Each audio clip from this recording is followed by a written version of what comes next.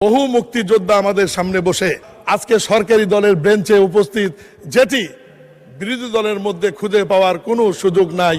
এক মিনিট, বিরোধী দলের বেঞ্চেও মুক্তিযোদ্ধা রয়েছেন। আমি নিজেই রণাঙ্গনে দেখেছি গাজী নজরুল ইসলাম সাতক্ষীরা, তিনি একজন মুক্তিযোদ্ধা। আপনি ওই চেয়ারে বসে আছেন মানে 1971 বসে আছে। আপনি হচ্ছে বীর মুক্তিযোদ্ধা, বীর বিক্রম। আপনাকে দেখলেই অনেকের ভালো লাগবে, অনেকের হয়তো ভালো লাগবে না, কিন্তু আপনি 1971 সালকে রিপ্রেজেন্টেটিভ করছেন এই মহান সংসদে দাঁড়িয়ে। এই ক্রেডিট বিএনপির এই কারণেই, মহান স্বাধীনতার ঘোষক শহীদ রাষ্ট্রপতি জিয়াউর রহমান মহান স্বাধীনতার ঘোষণাই করেননি, উনি যুদ্ধ করেছেন এবং যুদ্ধ করে এই দেশটাকে স্বাধীন করার ব্যাপারে ভূমিকা রয়েছেন।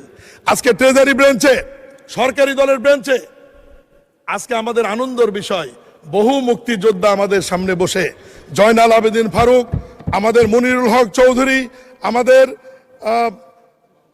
স্বাস্থ্যমন্ত্রী সাখাওয়াত হোসেন বকুল সহ অ্যাডভোকেট ফজলুর রহমানের মতো প্রথিতযশা স্বনামধন্য মুক্তিযোদ্ধা, আজকে গয়েশ্বরচন্দ্র রায়, ইকবাল হাসান মাহমুদ টুকু সহ অনেক প্রথিতযশা স্বনামধন্য মুক্তিযোদ্ধা আজকে সরকারি দলের বেঞ্চে উপস্থিত, যেটি বিরোধী দলের মধ্যে খুঁজে পাওয়ার কোনো সুযোগ নাই।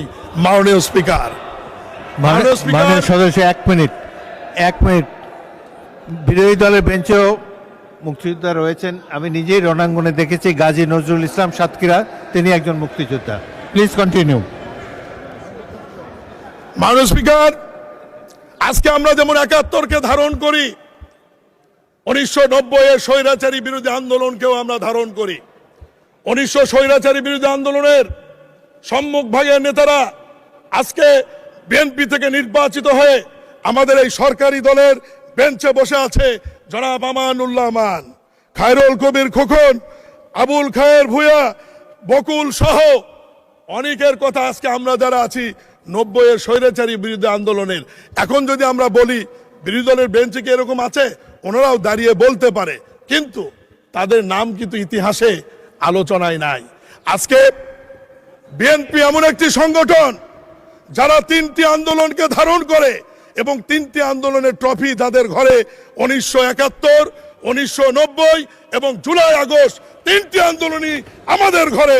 এরকম ট্রফি অন্য কোনো রাজনৈতিক দল বাংলাদেশের ইতিহাসে